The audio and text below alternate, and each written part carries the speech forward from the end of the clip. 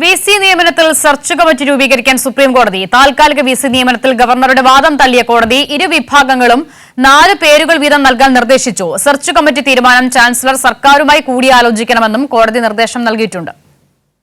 Supreme കോടതി നിർദ്ദേശം മറികടന്നും ചട്ടം ലംഘിച്ചും ഡിജിറ്റൽ സാങ്കേതിക സർവകലാശാലകളിൽ താൽക്കാലിക വിസിമാർക്ക് പുനർനിയമനം നൽകിയ ഗവർണറുടെ വിജ്ഞാപനം റദ്ദാക്കണമെന്നാവശ്യപ്പെട്ട് സംസ്ഥാന സർക്കാർ നൽകിയ ഹർജിയിലാണ് സുപ്രീം കോടതിയുടെ ഇടപെടൽ. ഗവർണർ രൂപീകരിച്ച ബദൽ സെർച്ച് കമ്മിറ്റിയാണ് വിസി നിയമനത്തിലെ പ്രശ്നങ്ങൾക്ക് കാരണമെന്നും UGC ചട്ടപ്രകാരം സെർച്ച് കമ്മിറ്റി രൂപീകരിക്കാൻ സർക്കാരിനാണ് അവകാശമെന്ന വാദവും സംസ്ഥാനം മുന്നോട്ടുവച്ചു. സാങ്കേതിക സർവകലാശാല നിയമത്തിലെ വകുപ്പ് 13(7), ഡിജിറ്റൽ സർവകലാശാല നിയമത്തിലെ വകുപ്പ് 11(10) എന്നിവ ചാൻസലർ ലംഘിച്ചതായും സർക്കാർ കോടതിയിൽ ചൂണ്ടിക്കാട്ടി.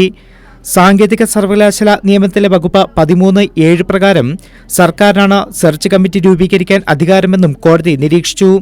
കഴിഞ്ഞ ദിവസം ഈ സർവകലാശാലകളിൽ താൽക്കാലിക വിസിമാരെ വീണ്ടും നിയമിച്ച ഗവർണറുടെ വിജ്ഞാപനം കോടതിയിൽ സമർപ്പിക്കാൻ ആവശ്യപ്പെട്ട ഡിവിഷൻ ബെഞ്ച് വിജ്ഞാപനം ചട്ടങ്ങൾക്ക് വിരുദ്ധമാണെന്ന് ചൂണ്ടിക്കാട്ടി.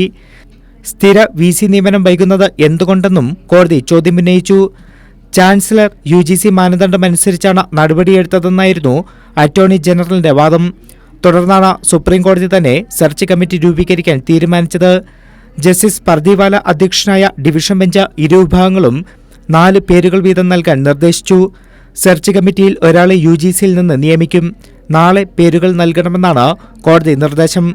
സെർച്ച് കമ്മിറ്റി തീരുമാനം ചാൻസലർ സർക്കാരുമായി കൂടിയാലോചിക്കണമെന്നും കോടതി നിർദ്ദേശം നൽകിയിട്ടുണ്ട്. News desk Kairali news.